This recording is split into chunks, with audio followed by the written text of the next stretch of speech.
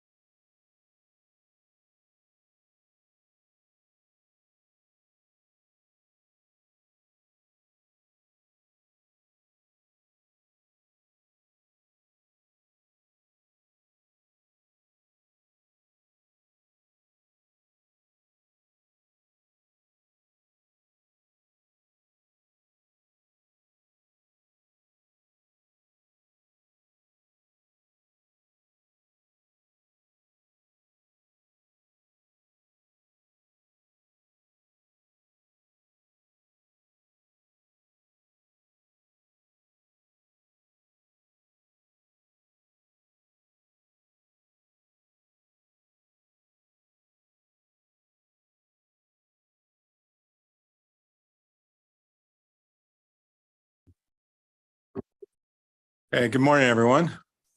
We'll call the meeting to order and start by saying the chair of the Fiscal Affairs Committee is very unhappy with the chair of the Fiscal Affairs Committee. We're starting the meeting late, so I deeply apologize to everybody. I hope you know I all think early's on time is late, and late's not good. But the Governors Committee needed to have an executive session, so I can't say more than we had to have an executive session, or it wouldn't be an executive session. And so we had to go over by a few minutes, so I apologize. And that's also why we don't yet see our colleague, Regent Harrison Lee. Now, Regent Dykus will not be at the meeting because he has a conflict for other important public service that he's doing. So again, my apologies. And then without further ado, I guess we better try to get going so that we're not late getting done on another meeting. So. I think I know I need to start with the minutes, but okay. Yes, we had the welcome, so that takes us to the minutes. So Regent Winter, at the moment it's you and me. Do you have any comments on the minutes, or would you like to consider a motion?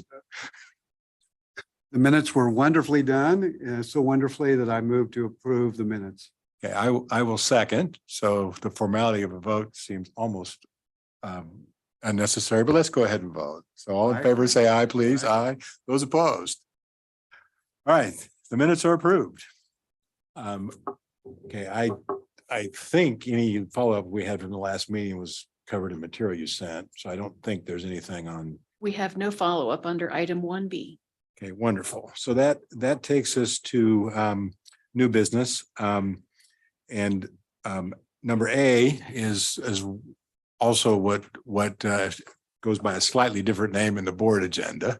And that will be a fulsome report that's required as part of our maintenance policies and our capital policies. Chad's going to give a full update to the board. So we didn't think the best thing to do was to have us listen to it twice, as riveting as I know it will be.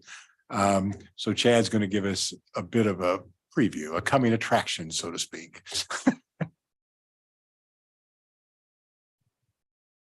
All right. Thank you, Chair Ice. Thank you.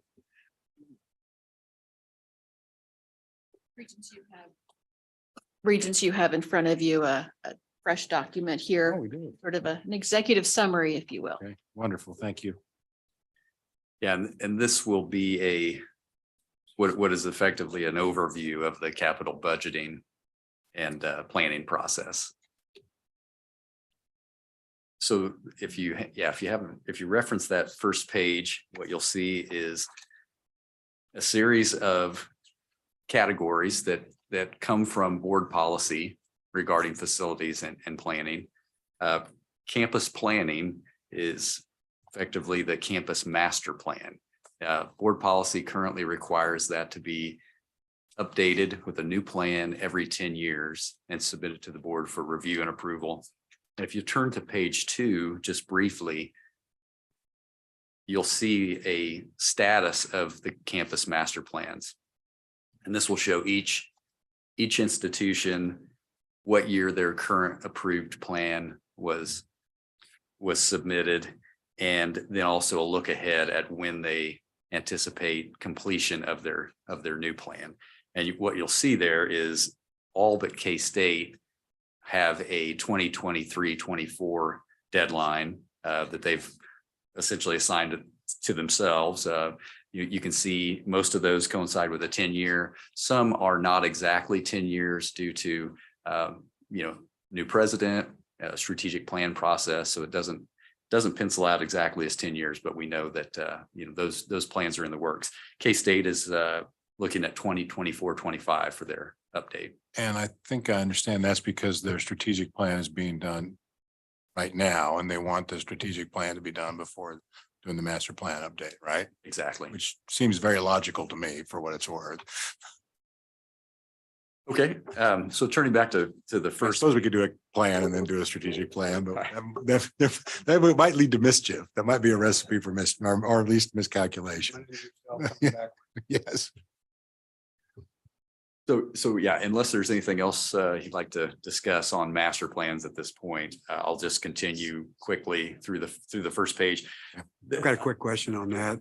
To what extent do you all, do we give guidance about what should be in the master plan? Is there a template that says, here's what a master plan looks like? Give us a little guidance there. Yes, Regent Winter, there is a list in board policy that has a kind of a basic, required topics to be included, including the deferred maintenance, space optimization, all the things that roll out of the board's facilities capital renewal initiative. Those have been added to that list. We also have a guidelines document that the board reviewed and approved last April. And that expounds on that list and suggests other best practices that might be considered. Certainly, universities that have that underway right now are on the leading edge of doing that anyway. So, yeah, it's not exhaustively prescriptive, but just making sure that those plans include all of the diligent topics that need to be covered.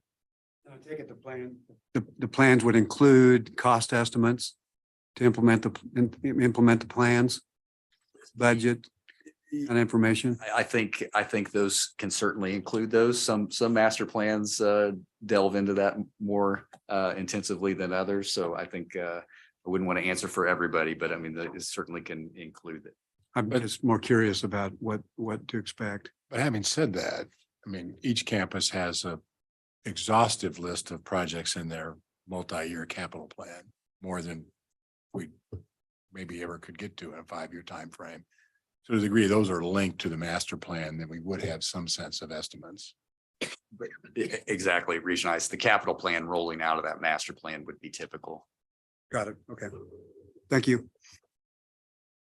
Okay, I think you can see there, I won't read down through the dates, but I mean, we have a series of deadline submittals that start the state budget cycle in March, the initial project request followed by, April and May board discussion, review of the capital plans, and then July 1st, submit those to the Division of Budget.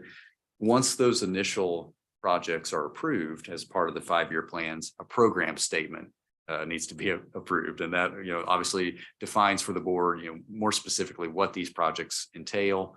Again, budgets, schedules, all the project description and details, tabular summaries of spaces, et cetera.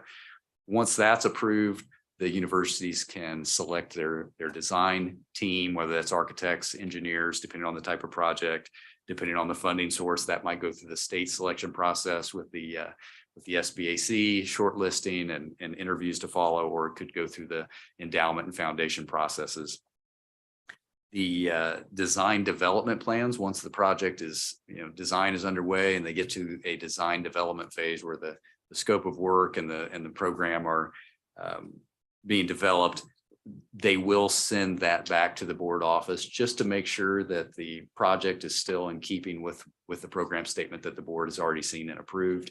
And following that, they'll proceed to bid the projects, depending on, again, what funding source they have. They'll bid those through the state process or in a different delivery method. The code review and approval is a part of the state process, no matter what project it is on state ground. The OFPM office, Department of Administration, OFPM, Design and Construction Compliance will review that, permit the projects. The state fire marshal also reviews the plans, then they're bid for construction. And then once construction is complete, they will inspect those projects and issue a certificate of occupancy. So that kind of takes you through the full, planning cycle through the end of a project. And it's those steps that sometime on occasion has the committee feeling like we've looked at something multiple times, right? So I think all of this needs to pledge. We need to be clear when we're in each one of these, why we're talking about it at that particular time frame. Because otherwise we do see, it seems like we see things 2 or 3 times. And back on number 2, I think it's absolutely fair to say that the committee's work plan for the year then is built in a way that reflects all those same steps, right? And I could feel the energy in the room swell thinking about all these exciting meetings we're going to have. I'll also point out, Region Ice, as you mentioned, the amendments are also responsible for seeing those projects. Fair enough. Good So- point. Very good point. Okay, unless there's anything further there, I'll continue on and we'll go to page 3. What you'll see is a 3-page historical timeline of the Educational Building Fund. 80-year old legislation that's been a reliable and fundamental source of funding for capital projects on university campuses for most of that time. This is courtesy of Shirley Morrow with KLRD. Won't delve into the detail there, but it is interesting. And then the final We're gonna thing, act on a matter about this later about the EBF in the meeting, right? correct. And then the final 2 pages are spreadsheets related to the Educational Building Fund. The second to last page is a overview of the actuals and the projected revenue. And you can see there emboldened the 50 million for FY 2024 regionalized, as you said, will be on the discussion agenda. And then the last page is a history of about half of the history of the Educational Building Fund and allocations by university since 1974.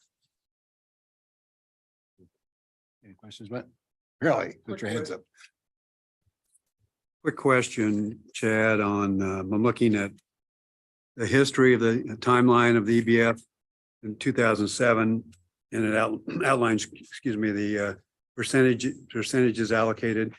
Are those percentages still applicable today? Regent Winter, yes, they are.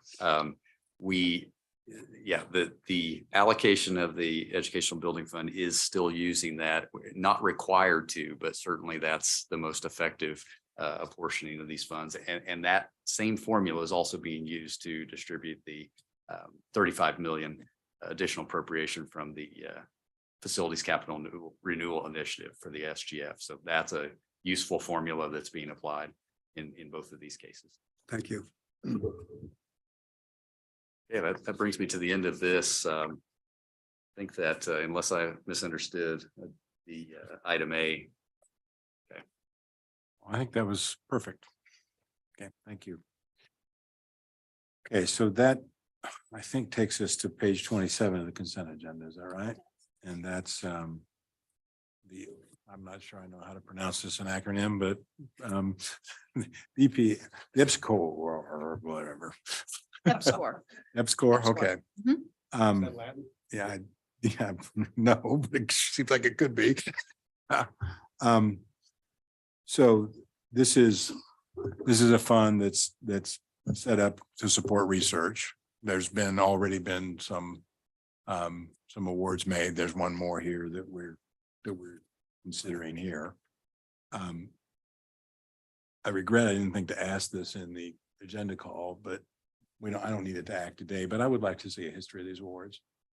Okay. Just to see the kind of things we've supported over time. Do you have any questions about that? No. Okay. I'm on 27 of the consent agenda.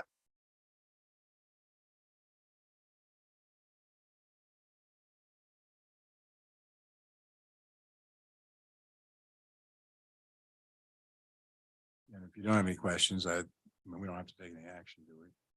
No action is The board's required. gonna Mhm. act on the board will act on the consent agenda.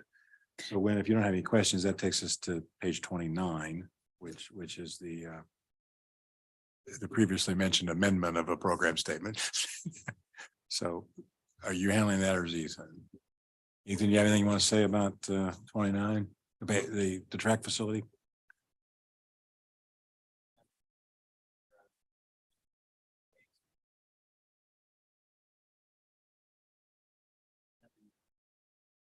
Having troubles today.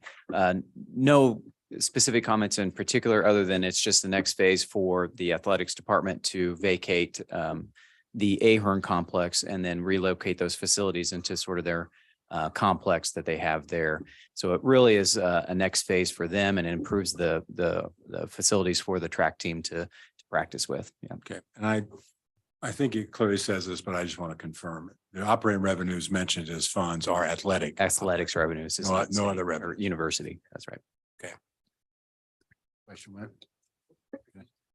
All right, while you're there, how about the real property, the duplex we've talked about many a time? Any comments on that? I do not have any questions on that one. Other than I still don't understand how you managed to sell it for more than the appraisal, but a public appraisal, but. Well, I'd like to say we got great realtors that helped us out. So Right, any question on that one went? Nope. Okay, All in that, favor? that takes us to page 30, number 4. And that's a lease with Pittsburgh and Checker Spot. Any comments, Doug? Not really. This is just a modification to the way that the KPRC is doing business with the company Checker Spot. They've had a longstanding relationship where they've done research under contract with Checker Spot. Okay, This evolves that relationship just a bit. Checker Spot will now employ the primary researcher directly. And so they're going to lease space in the facility to continue to do similar research, still in collaboration with the other activities. so if we didn't approve this, what would happen? Well, either the relationship would fall apart or they would have to consider whether they wanted to continue to conduct research under the old arrangement, which I don't believe the company wants. Okay, and they're really not occupying a different amount of space then? It's the same space that's been used for this purpose for a number of years. Okay, that makes sense to me, but when did he? Could you give us the 30-second description of Checker Spot so I put this in context a little bit? Not very intelligently, other than they are a private company who does, among other things, research in the material science space. And this research is directly related to that. That's about the depth of my Okay, knowledge. thank you. Anything else? Okay, all right, thank you. All right, number 5 then. And this is amending the master ground lease, so any same format, any comments you feel compelled to make? I don't really have any particular things other than just to describe broadly what we're doing. The health system and the university share a campus. And this transaction that we're describing here is to essentially transfer a piece of land and a component of one building to the health system using this master ground lease mechanism that was established when the university and the health system split in 1998, whereby the land to be transferred and the this building that is already used by the health system, not by the university, will become available to and under the control of for the remaining years of that 99-year lease by the health system.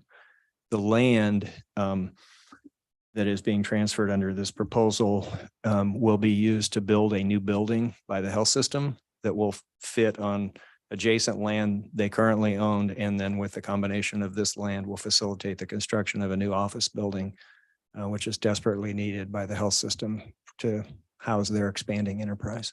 So that's the essence of it. If I can answer any specific So question. the $1,035,000, that's a one-time payment? Correct. So it's a lease payment, but it's akin. It's all upfront. Akin to the purchase value, then Correct. That's correct. and probably that- helpful that you have the funds. Yes, Those are I right did now. not want to have this be paid over the next 76 years. Yeah. So That seems there's wisdom in that. And then sometime, totally in accord with any Open Meetings or Records Act, you can tell me why the walkway wasn't in the lease sometime I ago. have no idea. Before my time, What? but it, The walkway is also being added at least because it was left out of the. I don't know how that happened, honestly. Originally, she forgot. That very well could be. It may be. So, okay. Okay, Any at other all? questions? Yeah, trying to envision this space. I'm not doing it. Is the space now vacant? Is this a vacant The lot? land, you mean? Yes, the land. Sorry. Yes, it's vacant land. Okay. It's complicated a little bit by the fact that underneath the ground, as luck would have it, were buried fuel tanks to support backup generators. And so we've had to do environmental remediation and removal of fuel. And we're now the health system is now in the process of removing those tanks. And so that's all necessary for the construction of the building intended. And that work has started because of their schedule for construction. They know, and we know, obviously, it's pending approval by the board. And if it didn't happen, they've given us an indemnity. If there were any environmental problem or other issue caused by this, the health system will cover that. But I think it's a real good thing for our campus to continue to expand, without which, without this transfer of the land opportunity, they would not have enough land on which to build the building. So that's the whole idea of it. It probably seems like the most likely purchaser, which you probably got Yeah, I mean, price, so. it's a primo location, and it's located on our campus in the clinical zone of campus. So it would not be a piece of property that the university otherwise would have done anything with in high likelihood. We have no vision for using that for our own purposes. I hope nobody from the health system's listening to that. Well, that's all right. We've told them that. I know. We said that's why we're willing to do this. So describe briefly the process used to come up with the price. So this one is Appraisers involved, et cetera, et cetera. Yeah, this is a bit of a unique one. The property that is now the health system property against which our property abuts was acquired by the health system as part of a foreclosure action that required court action. There was a previous owner just recently, and that property had a bunch of issues and it hadn't been maintained, and there were buildings on it, and it was sort of a mess. And so they tried to buy that many times from the owner. They could never reach an agreement. And so they initiated a foreclosure process and were successful in that process with a court. And so the way that process worked, the court requires, or at least this judge required, I'm not sure if this is the law or this is just how this judge did it, but the judge requested 3 commercial real estate appraisals that were done from independent appraisers. And then that was an input. I believe it was a woman to her, who then made the judgment about what the price should be based upon those appraisals and other factors that she took into consideration, whatever those were. And each party, the health system and the current owner at the time, had an opportunity to make their case for what it should be. The judge takes all that in, makes a decision. We use that price as the price per square foot that was applied to the property that we're transferring. So it was appraised, but not in the normal sort of arm's length between us sort of way. It was through this court process that was done immediately prior to now, very recently. Good. Well, by the way, that sounds like the methodology required whenever there's an eminent domain proceeding, when the government Right. has a taking. That's right. Whether It's this was actually similar to meant that but process. That's a well Yep. accepted way to do it. Right. So So that's what we did, because that was convenient. It was existing and it was arm's length, and we didn't have to argue too much. terrific. So, Thank you. Okay. all right, thank you. Thank you. Okay, so I believe that takes us to the discussion agenda items. So that would be on page 42 of the deck, which is in the discussion agenda area. This is the second reading of our housing and food rates. And I mean, I believe we had a comprehensive discussion at our last meeting, but given this is about student fees, I think we ought to go through the steps of discussing each one of them. So we'd appreciate it if you all would do that. And then, just as we did before, please comment anything you need to say, but then comment on what happens with reserves, how you thought about affordability and occupancy as we put these rates in place. So, we'll just go by the luck of the draw here, the way they're ordered, which I think means Kansas State is up first. Sure. Yes, sir. If I just ask kind of a procedural question, remind me how the students give us input about these, or will that happen after we approve this? No, it's Have we happened. already- It's happened up already to happened? now. It's a little different institution by institution. Part of what we require is their submittal is a statement about that. And so in this case of this first one, for instance, Kansas State, it's on page 48, item Roman 3, student review of fee adjustments. So each of these has that paragraph in it, in the way they did it. Some of them would say that the students voted and agreed. Some of them would say they heard, the students heard. And some say they took feedback and made adjustments. So it kind of varies from place to place. CFOs, Specifically for K-State, since we have 2 different campuses, each campus approached the relevant student entities there and talked with them about the rate increases that they were proposing and received student support for those. And so went through again that sort of explanation about the why behind the increase and how it would benefit the students to maintain the services that they appreciate having on our campuses for the housing and dining programs. And in the case of Salina, also a big change for them is moving from predominantly a commuter-based campus to where it's more of a residential campus. And so the expectations from that perspective have also increased in terms of the services that the students are really desiring on that campus. And I'm quite glad you asked that, Wayne, because we should set that context. So we have requirements from each of the universities when they present this to us, which includes then their proposal, what their justification is, the student review, what alternatives there might be, then what the impacts are, and then there's I think it's called supplemental section, and that's where we ask them to show us what's happening with reserves. So those are that template, so to speak, is in place for each of these. Good. So as we look at the specific proposed increases in rates, et cetera, are we to know that the students don't object? Are there any of the rates that we will see proposed by the universities? Have any of those been objected to by the students? Speaking only for K-State, we did not have any. Why don't we add that to what they say as each of them goes through? Okay, good. Yeah, Thanks. Speaking for K-State, we did not have any. Because again, that's in each of their proposals and when we, to some degree, that also fits, I think, when we talk about what occupancy, because what reason we want to talk about that is with the expectation that, I mean, we've got to think about the marketability of the rates. And if we raise them too much, then we won't fill our facilities, and that would be bad as well.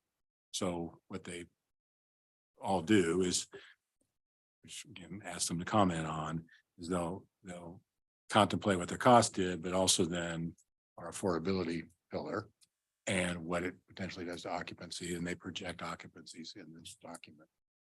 And then inherent then in all of that, then we look at the reserves, and over the last couple of years, especially in 2020, we drew the reserves down significantly.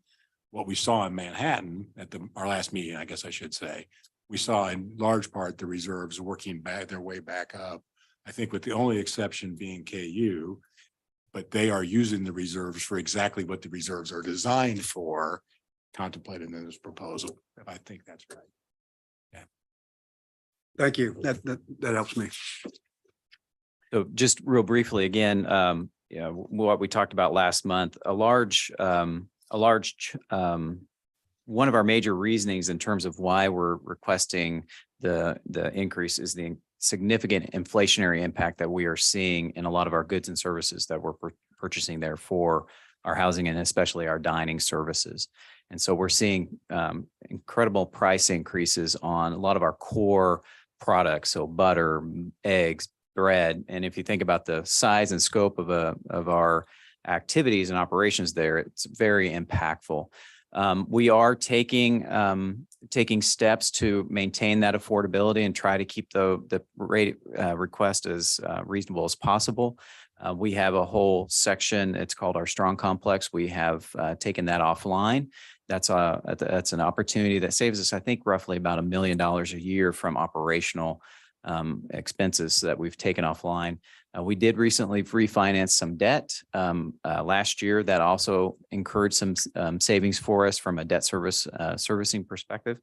So we're taking actions as much as possible to keep our costs and our expenses managed as best possible in this extreme inflationary environment. But understanding we've got to be able to provide the level of services that our students are requesting and desiring. And so that's why we've tried to make this as reasonable as possible for our rate request this year. Hopefully this is a quick question and a quick answer.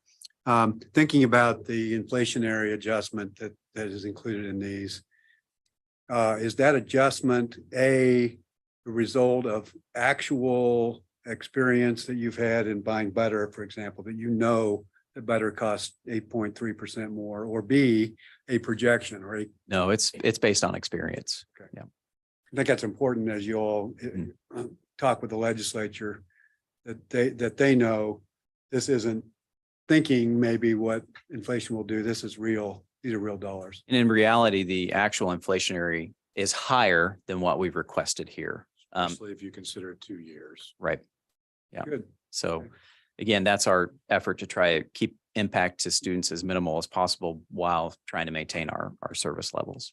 Which is also therefore why it's very important to look at the reserves. Because if we're not covering full inflation, then we're having. But again, from my view, their reserve all are performing as we would hope. Well, let me just say generally, particularly because you're using the actual increases. I can't imagine how difficult and time consuming this process is for all the universities. So just want to express my appreciation to you and the staff that puts all this together. It's just a lot of work and it's important. Thank you. All right, thanks. And what, Regent Harsley? Okay, good. All right. Yeah, Wichita State. And Lane, I assume somewhere along the way, if you had what Carl meant to say, is you've done that. Okay, all right. Good morning, Regents. WSU is requesting to increase our meal plans 3%. And we have a dining contract with Chartwells, and our contract allows them a maximum increase of 3% annually. And they plan to invoke that. If they want a higher increase than that, then they have to come back to us and we negotiate. So we're anticipating a 3% increase. On the Probably housing hard for them side- to negotiate that with you, I presume. Yeah. We're going to stand fast because when it's not that high, they are more, they've always gone to the maximum, of course. On the housing side, we're requesting to increase our single rooms 3%. They have the highest demand and they are also the students that are most likely to be able to pay. We're at 90% projected occupancy. So we're comfortable with that rate, requesting that rate increase. We're also requesting increase the other rooms, the doubles and the triples, 1.6% to keep those rooms as affordable as possible. And that's in spirit with Pillar 1, which is, our affordability and for the students. And we have not raised rates in the past 3 years. And we've maintained expenses as low as possible, but we need to increase to pay for the increased utilities, labor, as well as to maintain and grow our debt and maintenance reserves. And to answer that question, our debt coverage is currently about 1.5 times our debt service, and we'd like to be at 2 times. And also, we would like to continue to maintain and build our reserve. We have a very new inventory of housing. Our oldest housing is Shocker Hall at 2014 that was constructed and occupied. And so we don't have the issue right now of a lot of deferred maintenance, but we are anticipating that, of course, and that we'd like to continue to build those reserves. And how about the student review that Regent Winter asked about? Right. Student input was on page 53. We had student input from our SGA and another group. And that's where we talked about, in particular, the affordability and splitting that into 2, the singles where the most demand is and people are most likely to afford an increase. And of course, keeping the other at a 1.6%, which we feel is pretty low, but we have had significant increase in costs like everybody else.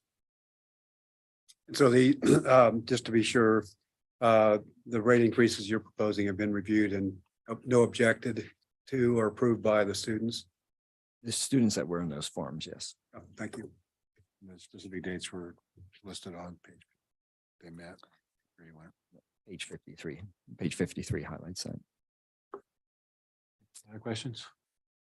Okay, all right, thank you. Thank you. Okay, University of Kansas.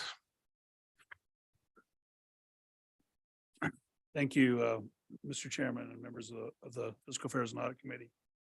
Our process for approval is we had meetings with student housing on both KU dining and student housing. We met with 4 separate meetings that included students in all scholarship halls, the council, KU Students Assembly, board meeting leaders. There were more than 4 or 5 meetings on that with no objections. I attended the dining board meeting last Saturday.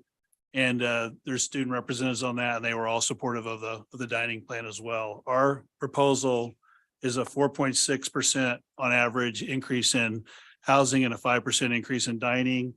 The most used double occupancy residence hall is 2.5%, so it varies. Some are below 5 and some are much lower. The average is 4.6. In our case, as Ethan just discussed, it's related to the actual cost of labor, which is not insignificant. I mean, you could go to some of the fast food places and they'll give you a $5,000 signing bonus if you'll work there, and we're competing with that same labor in terms of our dining staff. It's also adjusting. We're able to keep it lower than we might otherwise keep it, because during the pandemic, we were pushing a lot of dining off campus through Grubhub because we're struggling to meet the challenges of that. We're bringing that back on campus, which helps us with that. So that helps offset the increased cost of inflation in some of those areas. There is a significant amount of deferred maintenance in both of these proposals, the kitchen equipment and the dining area, and then some of the roofs and exteriors on some of the buildings on the housing side. If you look at our reserves, we're actually drawing down from 92 days last year to 76 this year, down to 60. Our policy is to be between 60 and 90. So as Mr. Chairman, as you mentioned, we're using our reserves appropriately when we're above the minimum level to pay the capital for some of these deferred maintenance to keep the rates down. So the reserves help buffer the rates to some degree. So in summary, 4.6 on housing and 5% on dining on average. Thanks for the color on the use of the reserves. So your reserves are being used for maintenance Yes, or for subsidizing the cost?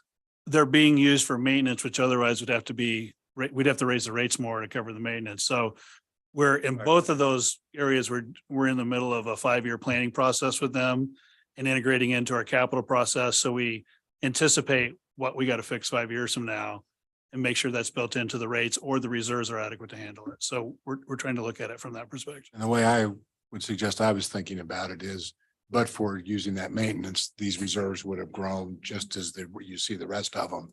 Then they chose then, because they were higher than the minimums, to use it for the maintenance, which then drew it down, but it's still within guidelines. So to me, it's really more about the maintenance than it is about I would agree.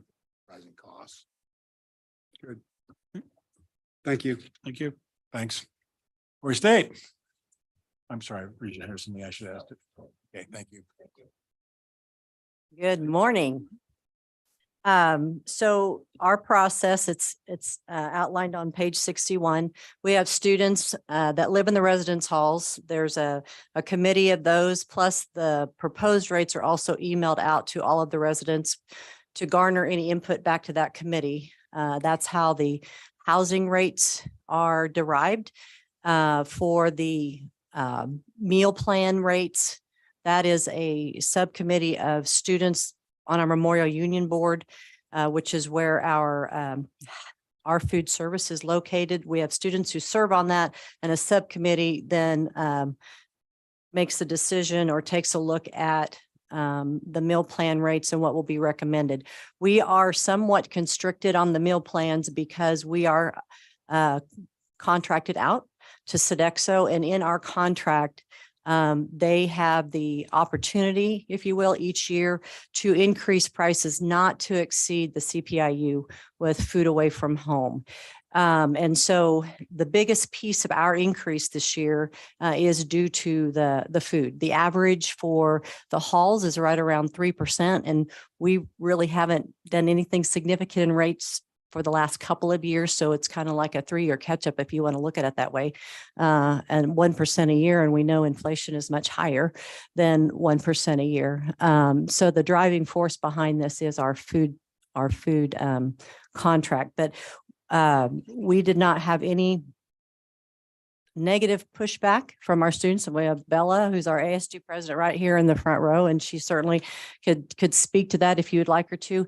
In addition to going through the committee and the res halls, the Memorial Union Board, who ultimately does approve the recommended increase. It also goes through our Tuition and Fees Advisory Committee as an information item, and students also sit on that committee. And when we had discussion, there was no major concerns. I think they see the reason that we need to increase this, and it's basically just to cover our increasing costs.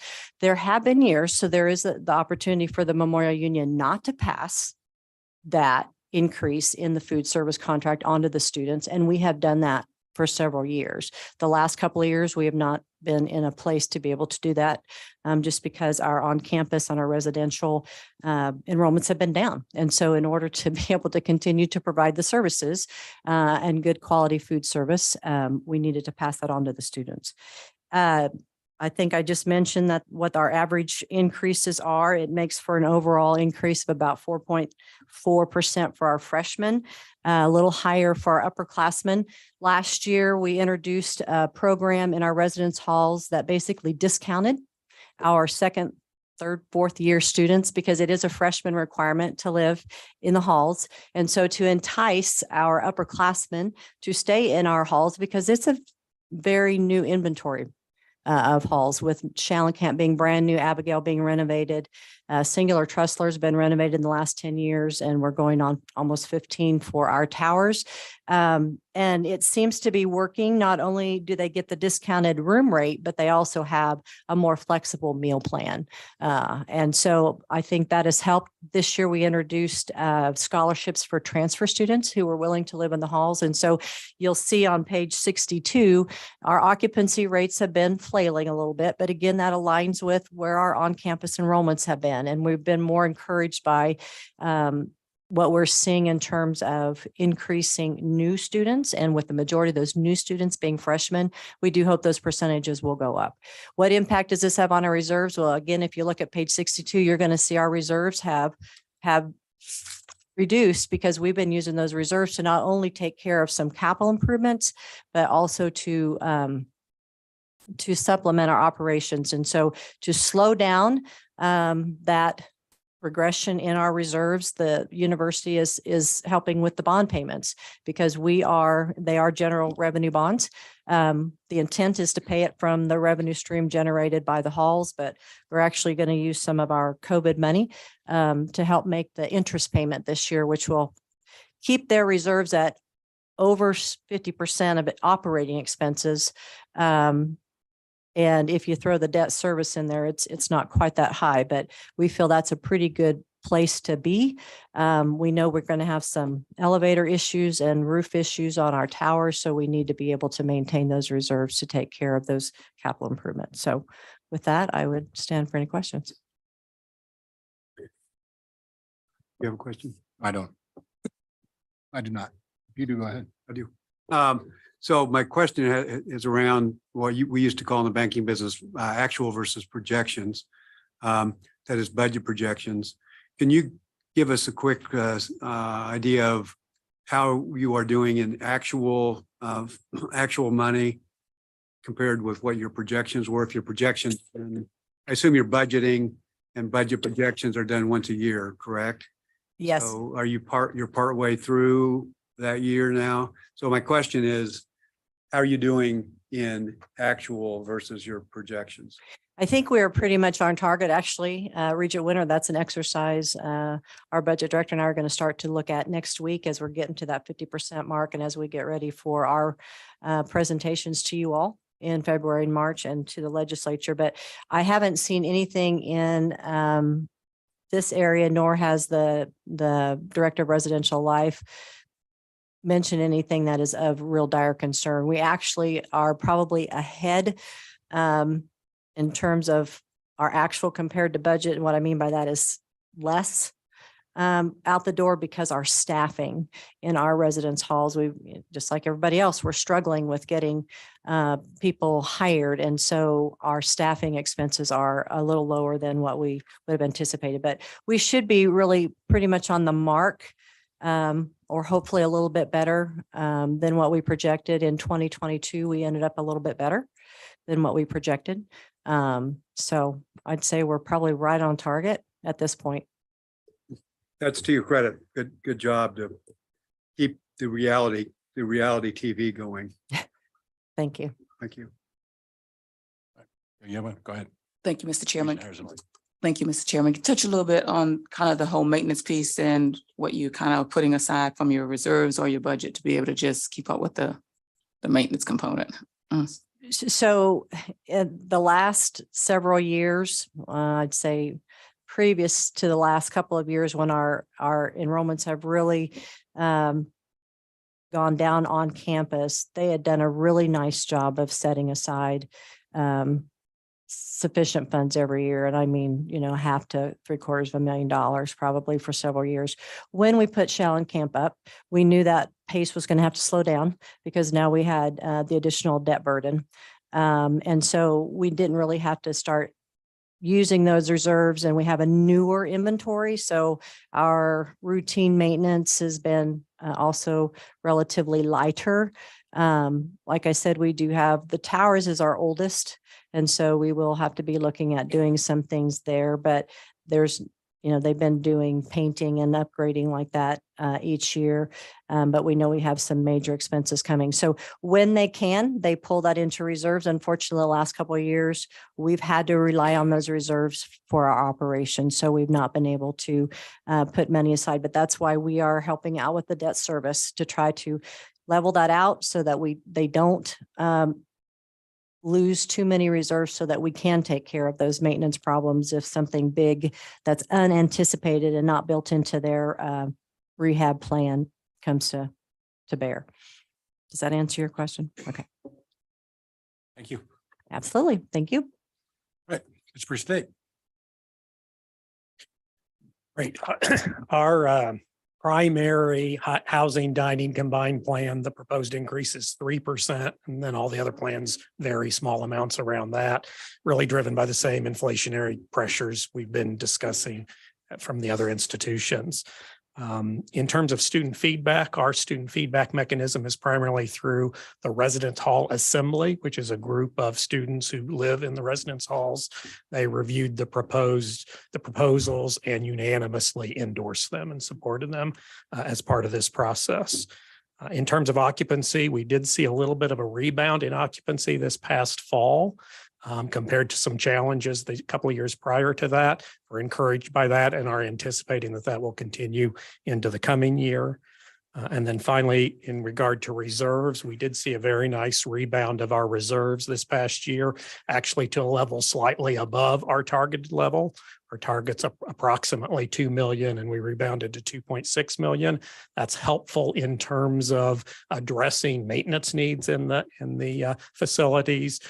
We've identified a need to ramp that spending up over what we've done in prior years, given the list of needs and projects that we've got geared up. And so that will be a first step towards continuing to increase that. Continues to be a long-term focus area. Thank you. Questions? Ms. Breezewinter? Thank you. All right, thank you. All right, Fort Hays, bring us home. Morning, glad to be with you. Similarly here at Fort Hays State, the proposed increases are 5% for housing, 2% for dining. When you combine those, it's 3.5% overall. And the reasons are for the same inflationary reasons and operating costs that we are getting and that everybody I think is dealing with. In regards to the approval from students, we, very similar to what Pitt State have, we have a residence advisory council, and this was presented to them in August and September. In multiple meetings, they have unanimously approved this plan. So we have student approval voted on. And so for that, I think that's what we do to get our student feedback. Regarding occupancy rates, last year we were 84%. We anticipated this year we'd be at 87%, but we're actually at 91%. So that was a nice little boost to us this fall that we were not anticipating. We're a little higher than what we had expected. Hopeful that will continue going on in the next over the next year and the next cycle. And regarding our reserves, this will keep our reserve balance between the 2 and 2.5 million, actually over that amount that we have for our reserve balance. And that's our target. And so by allowing us to do this, I think it keeps us in a healthy financial position going forward. We do have a number of capital projects, kind of deferred maintenance projects on the docket. We're going to fix some. We're in the middle of fixing some roofs and some air conditioning units and HVAC, and doing some tile work in some of the halls in the bathrooms that they needed tile fixed up in there. And so $210,000 we're thinking this year, 245,000 we've got allocated for that. Really long term down the road, there's some big electrical needs inside of Midas that we're trying to build up some reserve for. But yeah, that'll be a multi-million-dollar project to get that done. But that's kind of just down the horizon a little bit. So those are kind of the projects going forward. And I don't know if you have any questions specifically that I missed. I've got a comment and a question. With respect to the issue of occupancy, I'm just going to say something that you all live with every day. When we talk about enrollment drops, of course, we look at FTE and credit hour enrollment drops. That does not often tell the story. If the enrollment drops are on campus enrollment drops, not only does that revenue loss hurt our critical ability to offer academic courses, but of course, it causes big challenges with respect to on-campus housing, food service, et cetera, et cetera. So I just want to point out how important it is that we all join in the effort for student success and enrollment increase and having students be successful, because they're obviously the customers for you all in regard to housing and food. So my second question, I think we touched on it before. I wonder if there's been any attempt to get together with all of the universities and consider possibly trying to negotiate food contracts as a whole system. That may not be, I'm not sure that's practical in all geographic areas. But some of you have caps at 3%, others don't. Query to what extent, if any, do you all talk about considering negotiating all together for one food vendor? Yeah, we've briefly mentioned this. One of the challenges is, and we can certainly look into it perhaps further at Regional Winter, but one of the challenges is just all of our contracts hit at different times. And so how do you get through one contract with the other? And we're all in, some are in-house and some are we're with Chartwells, some people with Sodexo. And so if we were to take this type of approach, it would take many years, I think, before we get there. There has been some conversation about it. I don't know that it's gained a lot of traction at this point, but there has been some conversation about it. Thank you.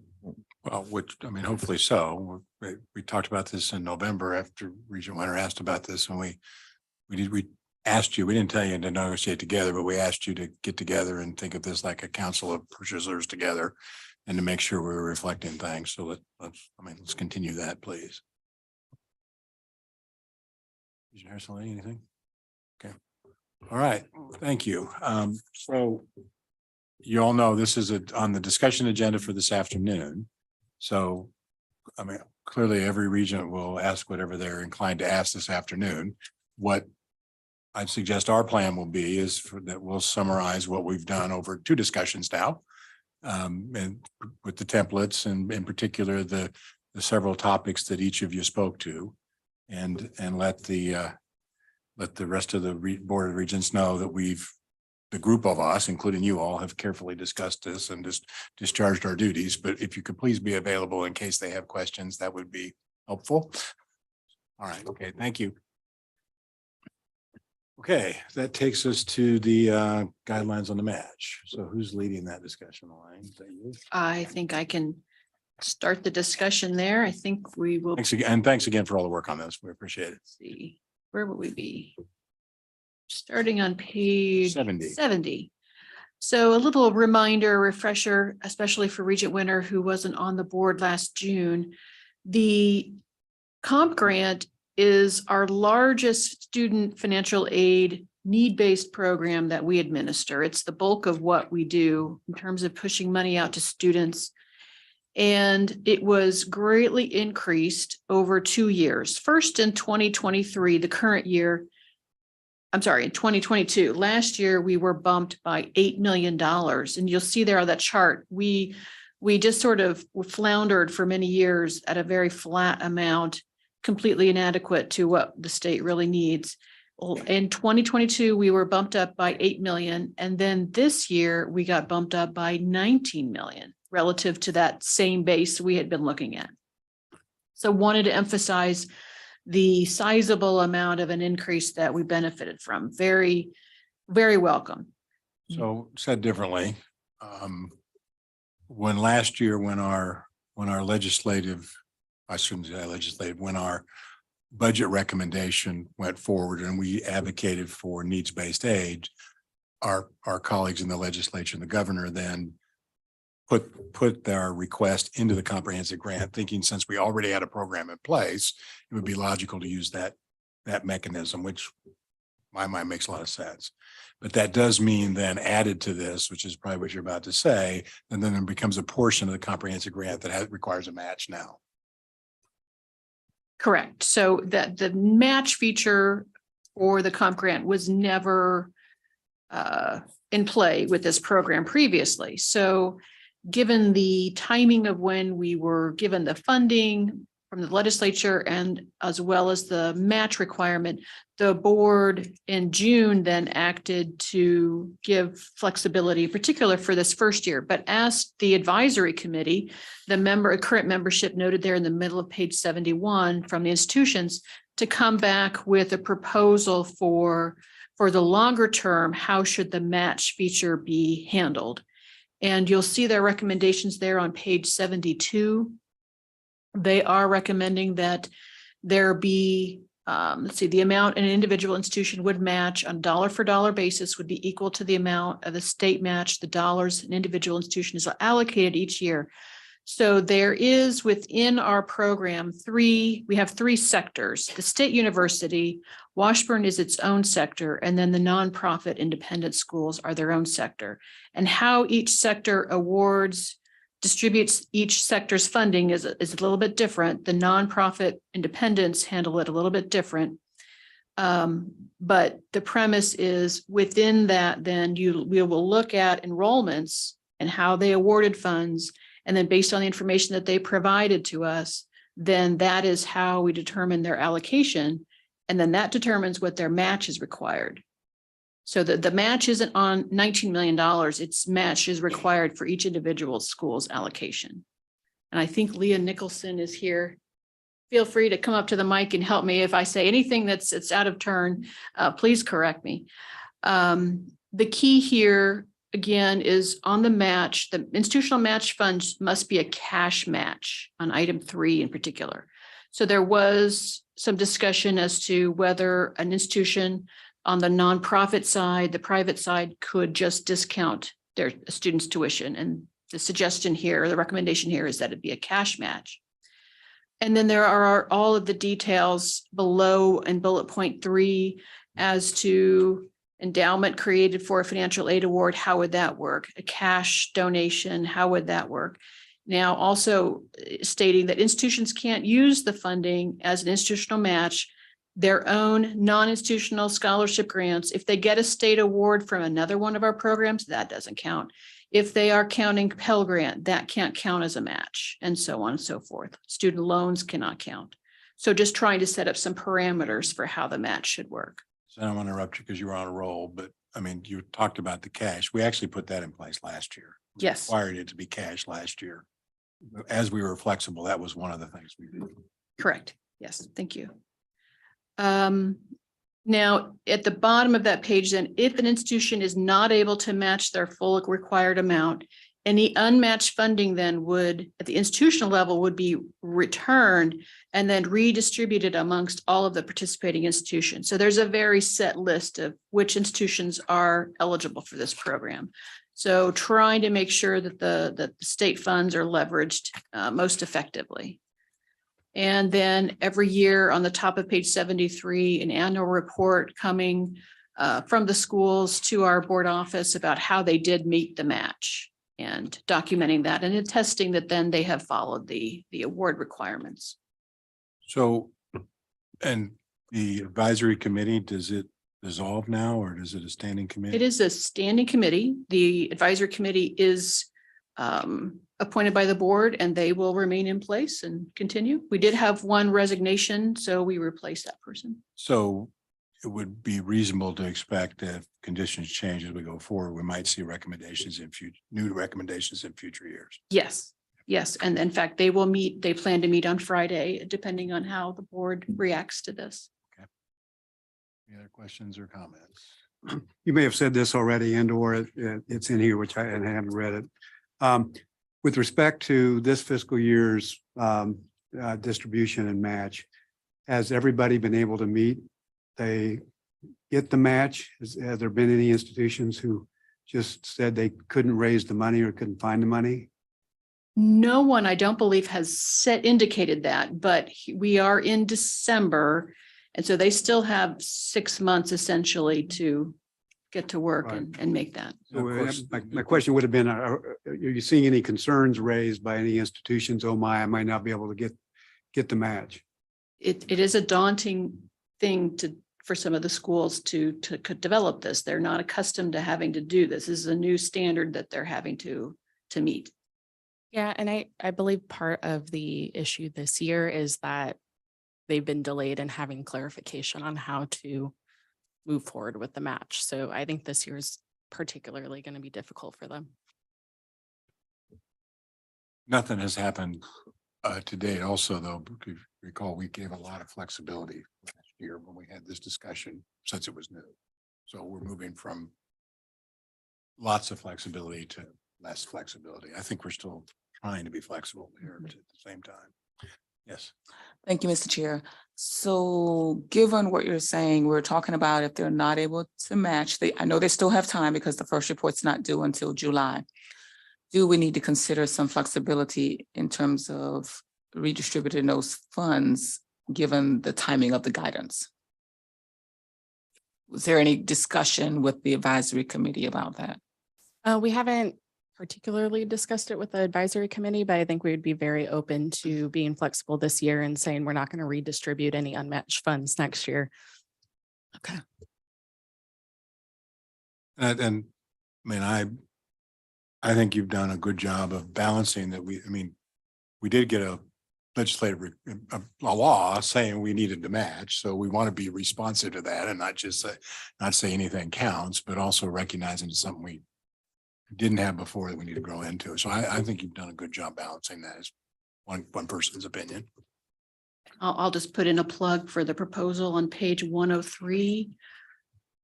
One of our requests to the board is to seek approval of a proviso, well, a different process, if you will, for appropriating the Board of Regents Student Financial Aid Program so that we get an additional year out, a look at what we would have, not only in 24, but also 25, so that we could then plan with a longer timeline. Schools would love to be making student awards now, and I'm guessing they may even be starting to do that, but we won't know until, next May, March, maybe at the earliest, what we will have. So it would be nice to have that timeline for that. Be a big advantage to the schools. Nice advocacy. Thank you. Yes. Yes, Regent Harrison. And I appreciate that because that, as we're trying to attract these students that need this funding, it's good to be able to kind of provide that longer commitment so that we're able to retain them. So thank you. And Kudos to you really on that. sooner commitments better than later, Right. beyond question. Okay, any other questions? Okay, all right, great. Thank you very much. Thank you. Okay, so are you gonna say something about the Gorilla Rising? Regents, you have a copy of the program statement printed in front of you. So I'll just hit on a few of the highlights. You may recall that President Shipp back at the September meeting gave a fairly brief overview of the idea. So this represents kind of the further thinking and a little bit more detail behind the idea and the specifics that are being included in the challenge grant application that's related to this project. And so we are calling this Guerrilla Rising now. It is a kind of a rethinking of the plans for the College of Business. The program statement for the College of Business were approved a number of years ago. So they're now being modified as described in this document to be part of this project. It is essentially an expansion of Block 22. So the success that we've had there, an opportunity to expand both the physical footprint, but also the programming that happens at that location and build on those successes. There are two really key components to it. Certainly the College of Business building is one of those. It would be located in this larger educational enterprise district at Block 22, utilizing both some of the existing Block 22 space, but primarily in an adjacent new facility to house the core of the College of Business. The second part of the plan or of the idea would be to also expand the student housing options that are available in that area. Block 22 student housing has been extremely successful. We've kept it full and with a backlog throughout the time that it's been open. So this would be an opportunity to expand that into another adjacent building, a historic property that was originally a hotel building. So to convert that, to renovate that into a modest number, 50 to 75 additional student apartments that would allow us to expand the living, learning community that could be created by having both the College of Business and those student housing opportunities down there. But the program's really about a lot more than just the university's operations. One of the real benefits of this idea and of this program is to be able to more tightly combine the College of Business programmatic aspects that are part of the college with the economic development and community support activities that have started and are part of Block 22 today, but could be expanded in a number of different ways to have even tighter connections with both the community and the business community in Pittsburgh and the surrounding region. So that's the basic concept. The materials you have in front of you describe those changes to the program statement in a bit more detail. The first half of the materials show some updates to those previously approved program statement elements, kind of how the space would be utilized and where it would be located and so forth. There's also some renderings in the back half of the document that you've got that give us a preliminary idea of what those items might look like. The total project is estimated to be about $50 million, broken up into the two pieces. It's $34 million for the College of Business facilities and renovations, about $16 million for the student housing pieces. And the funding for that is anticipated to be kind of a multi-layered combination of the funds that we've already raised, the ARPA Challenge grant that we are applying for, significant city support that we're anticipating, and then significant donor support from donors who have had a chance to express their thoughts and are excited about this opportunity. So just a clarification. I mean, I thought I heard at the start you say this is the next step or more detail. I mean, I was under the impression you're asking for approval of an amendment. That's right. That's right. Okay, all right. So to be clear, this is a revision, an update to the previously approved program statement for the College of Business building. We're asking approval for this update as the revised program statement for that now as the Guerrilla Rising project. All right, thank you. And everyone will recall, we hearing they were going to apply for a challenge grant, we asked them to be positioned to do that for this meeting at our full board November meeting. Correct. And given that we got this yesterday, I think you've clearly must have been working diligently for some time to have it ready. So thanks for doing that. But it may also mean the questions occur a little bit organically, so there may be more later. Okay. Any other questions right now? Is the hotel currently occupied? It's not. So it's been vacant for a number of years. It was used as some low-income housing opportunities for a period of time, but that ended within the last few years, and it's been completely vacant for a short period of time. So I must admit, our three-person committee for President Shipp met this morning, and we looked at exactly this, and he was kind enough to take some of his time to explain this. So I don't have any questions. I'm very, very supportive of what you're doing here, and it's a very exciting project. It is. All right, thank you. I think, and presumably you said you didn't have any questions. Yes, thank you, Mr. Chairman. So historic, but not on a historic register. Correct. Okay. And of course, you'll do everything right and appropriate Of of course. all that. So, okay. Okay, all right. And I concur, it's an exciting project, but not to anticipate the board approving the amendment, however, so. Okay, so that covers everything on the board agendas for the next 2 days in our segment. So on our agenda then, back on the agenda on page 112, that takes us to what we called revisit the 2-year cost model. So you recall that this is part of the TEA and the way funds flow to programs from their monies. Knowing that there had been some discussion about that, we thought it was important that we give context for how this all works. So we did that in the November meeting.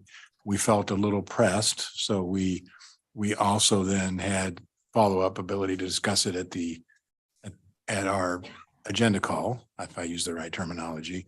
So it didn't seem that using the same deck one more time was probably the best idea. So we haven't reissued that, but rather a chance for questions. And then as that all occurred, then in terms of action based on the outcome of the cost model, TEA after our meeting in November tabled some of their follow-up. So I think we've done our work to understand what's there, but we want to have a chance to talk about it. And then I think you were going to give us a few summary items, weren't you, Elaine? I do have an extract, if you will, from the slide deck we've covered before. I think what is really key at this point, Regents, is the impact now. So as we've talked before, this has been a longstanding cost calculation series of data collections and calculations that our staff at the board office have done. And I'll just, as a reminder, page 2 here is the pyramid of the 4 elements of the cost model. But page 3 has an example of the legislative provisos that have been applied to our line items. And essentially, in some form or another, those long-winded provisos, like you see on page 3, tell us at the board office, no matter that the statute says implement an instructional cost model, just essentially give each college roughly the same as they got last year. So we've been held in a steady state. Now, we have had years of underfunding of the formula. And then on page 4, we note for you, this is the first year, the year that we're in is the first year that we've really had enough state funds to cover the state share of the calculated cost model. But the legislature then is also telling us, in addition to fully funding it, we want you over a 3-year time period, 23, 24, and 25, to eliminate the gaps. So if you have been one of those schools, WSU Tech would be one where you've had big enrollment growth, because of the way the provisos have played out, they haven't received additional state funds as much to go along with the enrollment growth. So this is a migration toward what's referred to as recentering and relocating the state aid to where the students are enrolled over 3 years. So in this year, everybody was essentially held harmless. And next year, then the premise is that we would reduce the gap by a 50% rate. And then in 2025, state aid would be distributed according to the cost model. So we do have a proviso attached that explains on page 6 with this whole thing over 3 years. And I think it is the collision of finally fully funding the formula and the 3-year movement to recentering that heightens the scrutiny of the cost model. The stakes are a lot higher for this colleges now. On the very last page of this 7-page slide deck, then you have a multi-year display of funds. This is the state aid that have been appropriated by the legislature to our 2-year colleges mostly from the State General Fund, but also from the Economic Development Initiatives Fund. The first two rows there, the non-tiered course credit hour aid and the post-secondary tier technical state aid, those are the two funding sources we're talking about. But also the SB 155 tuition for tech ed, that's also distributed according to the use of the cost model. So those first three rows there that you see all rely on this cost model.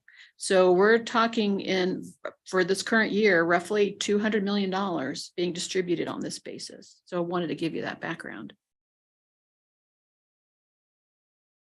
Okay, thank you. And not to hurry us along, but if there aren't more questions, we'll move to the next item. Okay. All right. So item D is our standing item, which given the review we got, I assume we don't have anything more on that one. Correct. And item E are audit standing item. Again, I don't think we have anything. I would just report for the moment that the state's financial report has been published, and we're going to talk about that next month with our internal auditors and also with one of our universities. So we'll address that next month. And that's in the work plan again for everybody's benefit where you can look at that. Okay, so that takes us to other items, which it's my understanding we may have a motion about an executive session. Yes. So, Mr. Chairman, how long do you think? Do you think 10, 15, Well, 20? I mean, we originally said 20, but we started 10 minutes late and we're 10 minutes behind. So let's try for 15. 15. And once we get through the motion, it will be revealed what it's about, I suppose.